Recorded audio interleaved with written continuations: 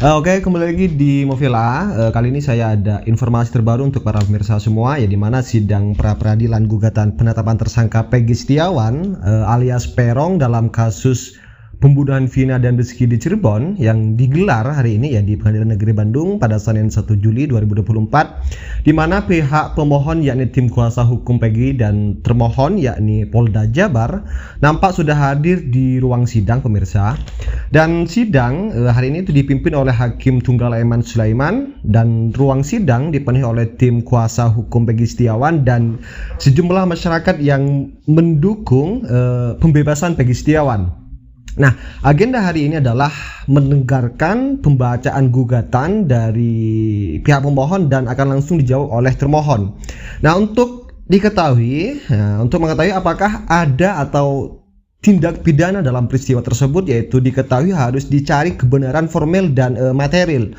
Dan mereka pun meminta majelis hakim untuk membebaskan Peggy Setiawan karena penetapan kliennya sebagai tersangka tidak sesuai prosedur serta meminta memulihkan harkat martabat dari seorang Peggy Setiawan.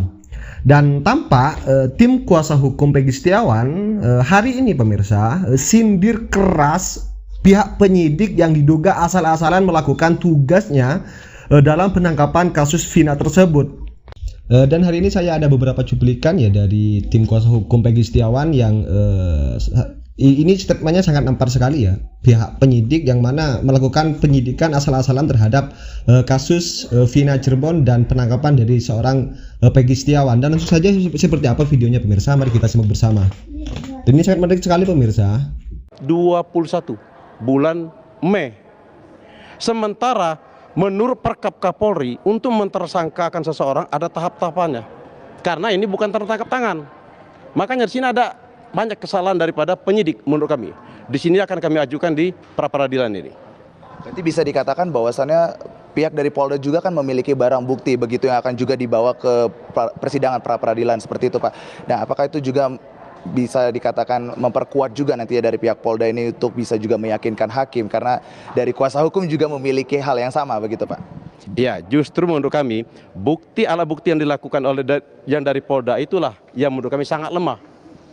Seharusnya Polda, bisa nggak Polda itu menunjukkan, kan penyebab kematian Peggy ini karena pukulan dari benda keras kan? Ada nggak sidik jarinya Peggy Setiawan di benda keras tersebut?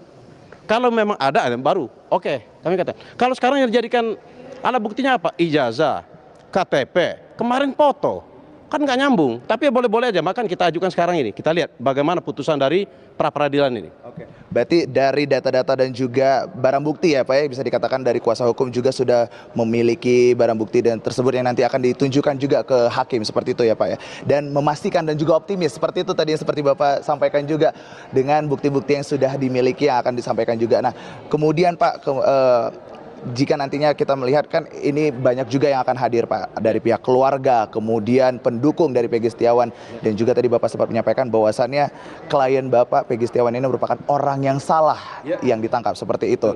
Nah, apa yang ingin disampaikan, Pak?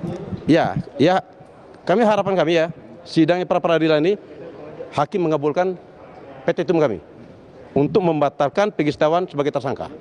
Karena bukti-buktinya apa yang disampaikan oleh oleh kepolisian itu sangat lemah sekali. Ini menurut kami.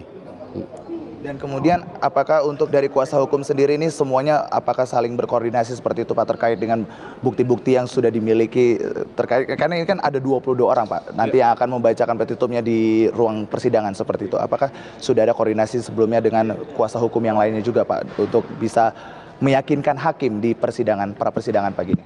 Ya, kuasa hukum kami sama, satu. Satu, ini kan 22 orang satu. Seirama semuanya, nggak ada sama ini, semuanya sama. Semuanya sama, persepsinya sama, tidak ada perbedaan. Berarti bisa dikatakan dengan satu ini menguatkan barang bukti yang ada seperti itu dan meyakinkan hakim untuk bisa membebaskan Peggy Setiawan yang tidak bersalah seperti itu, ya, seperti yang diungkapkan juga, Pak. Betul sekali. Betul sekali. Oke, dan terima kasih untuk Bapak-Bapak semuanya. Kita akan mengikuti juga berjalannya sidang yang akan dimulai pada pukul 9 pagi ini. Dan terima kasih juga untuk bapak-bapak semuanya karena sudah memberikan informasi. Dan itu dia tadi Andi Kumala terkait dengan keluarga yang juga hadir, di mana tadi ayah Peggy Setiawan juga menyampaikan bahwasannya ibu dan juga adik-adiknya maksudnya ini akan sudah tiba di Pengadilan Negeri Bandung Jawa Barat untuk sama-sama mendengarkan sidang pra peradilan Peggy Setiawan pada pagi ini di Pengadilan Negeri Bandung Jawa Barat. Dan juga tadi disampaikan dari pihak dari kuasa hukum juga optimis dan yakin di mana nantinya ke-22 dari jajaran kuasa hukum ini akan membacakan petitumnya pada sidang pra peradilan pada pagi ini di Pengadilan Negeri Bandung Jawa Barat. Dan Andi Kumalasari dan juga pemirsa TV1, kita akan sama-sama menanti berjalannya sidang Peggy Setiawan pada pagi ini di Pengadilan Negeri Bandung Jawa Barat. Kembali ke Anda di studio, Andi. Baik, Leo Chandra, kita akan sama-sama menantikan mulainya sidang, diharapkan tepat waktu sesuai dengan jadwal yang sudah disampaikan, yakni pukul 9 waktu Indonesia Barat. Dan pemirsa, kami juga sudah bersama dengan narasumber kami, Mas Heri Firmansyah, pakar hukum pidana. Selamat pagi, Mas Heri. Selamat pagi, Mbak Mas Heri, tadi kita lihat sama-sama bahwa tim dari kuasa hukum Peggy Setiawan sudah bersiap untuk menghadapi sidang pra-peradilan Peggy Setiawan ini. Mereka sudah optimis menyiapkan 35 lembar permohonan yang akan dibacakan dalam sidang dan juga ada saksi kunci yang disiapkan untuk sidang hari ini. Bagaimana tanggapannya, Mas? Ya, bicara tentang permohonan sebenarnya bukan masalah kuantitas ya. Jadi mau 35, mau 100 juga silahkan saja. Tapi yang penting adalah apakah semua dalil itu kemudian dapat dikunci, dapat dipertanggungjawabkan dengan menghadirkan bukti-bukti yang mendukung ke arah sana. Maka kita akan berbicara tentang bagaimana mendalilkan sesuatu dengan bukti fakta yang kemudian tidak terbantahkan nantinya. Apakah ada keterangan saksi yang mendukung terkait dengan dalil yang disampaikan atau tidak. Bahkan jika diperlukan kemungkinan ada keterangan ahli yang kemarin juga sebenarnya beberapa hari yang sebelumnya sudah disampaikan oleh pihak kuasa hukum dari Peggy Setiawan akan menghadirkan saksi dan ahli tadi. Nah, sejauh mana saksi itu dihadirkan berkaitan dengan relevansi perkaranya Peggy Setiawan. Apakah dia satu memenuhi kualitas dari keterangan saksi, dia melihat, mendengar dan mengalami sendiri satu perbuatan pidana tersebut sesuai dengan apa definisi saksi yang ada dalam KUHP yaitu pasal 1 angka 26. Maka ini menarik menurut saya perlu kita perhatikan ya. Apalagi ini kan tanggal 1 Juli bertepatan dengan Hari Bayangkara. Ya, kita harapkan polisi tetap menjadi institusi yang profesional, kemudian mencintai dan dicintai masyarakat. Nah, momentum dari pra-peradilan Peggy Setiawan ini dapat digunakan sebaik-baiknya oleh Polri untuk menunjukkan sikap bahwa tidak ada abuse, tidak ada kesewenang-wenangan dalam konteks penyelesaian kasus atau penegakan hukum di kasus Peggy. Maka penetapan tersangka Peggy Setiawan ini harus dijawab dalam jawaban termohon dengan singkat, padat, dan jelas. Jadi kalau menurut saya hakim juga tidak selalu akan melihat itu dari banyaknya dalil. Tapi apakah itu fokus dan kemudian bisa meyakinkan hakim dengan sekali lagi didukung oleh bukti-bukti yang ada, Mbak Andi. Begitu. Baik, Mas Heri, kita ketahui bahwa sidang hari ini merupakan yang kedua setelah ditunda pada 24 Juni lalu karena Polda atau pihak tergugat ini, Polda Jabar, tidak hadir. Nah, hari ini, kalaupun tidak hadir, hakim menjanjikan sidang akan tetap berlangsung. Bagaimana tanggapannya, Mas? Ya, memang harus ada ketegasan ya, bahwa harus ada titik dalam perkara ini, harus ada titik terang atau titik temunya. Maka penyelesaian lewat sengketa dalam konteks ini adalah permohonan pra peradilan harus menghadirkan kepastian hukum bagi Peggy Setiawan terutama ya.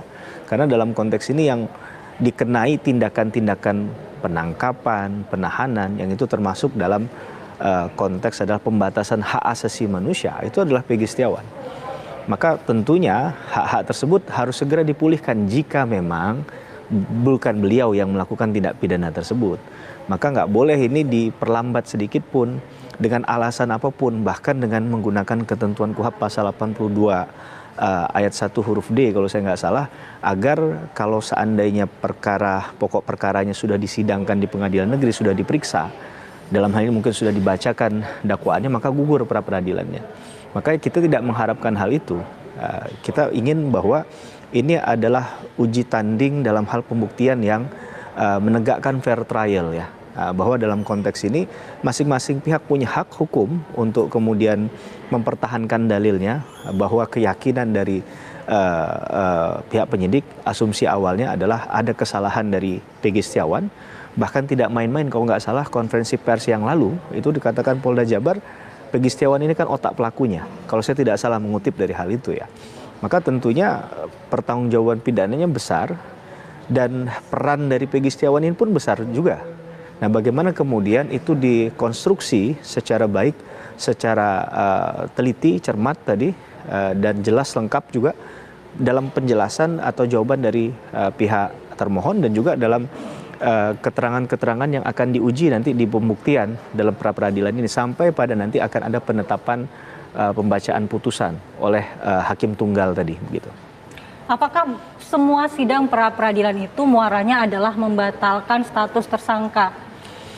Kalau kita mengacu pada ketentuan KUHAP, Mbak Andi, pasal 77 sampai 83 KUHAP yang melingkupi dari pra-peradilan, objek pra-peradilan itu tidak satu-satunya tentang penetapan tersangka. Ada bicara tentang sah tidaknya penangkapan, penahanan, penghentian penyidikan, penuntutan, ganti kerugian, dan rehabilitasi, bahkan di sana diatur. Nah, belakangan kemudian putusan Mahkamah Konstitusi 21 PUU 12 Romawi tahun 2014 itu menambah objek perluasan pra-peradilan. Yang berkaitan dengan Mbak Andi sampaikan tadi adalah penetapan tersangka. Awal dari penetapan tersangka ini banyak hiruk pikuk ya, banyak orang yang pro dan kontra.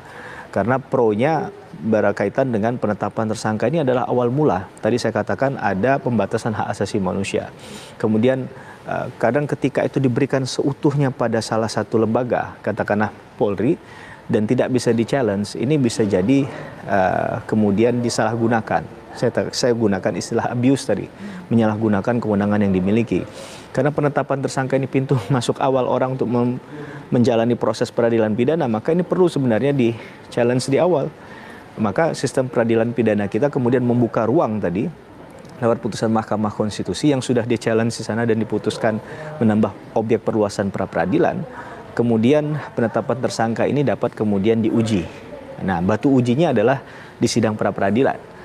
Maka kalau ternyata dia tidak sah dalam hal penetapan tersangka, bisa saja berhenti kasusnya.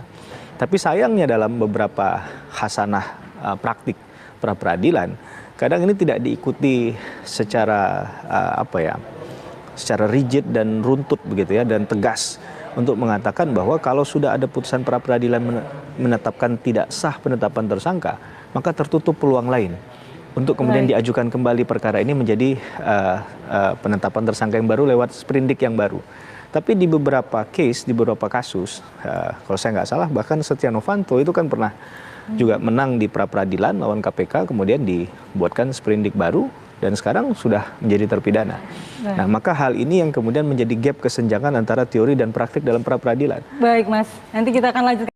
Oke, mungkin saya rasa cukup ya pemirsa terkait dengan pemaparan dari tim kuasa hukum Peggy Setiawan.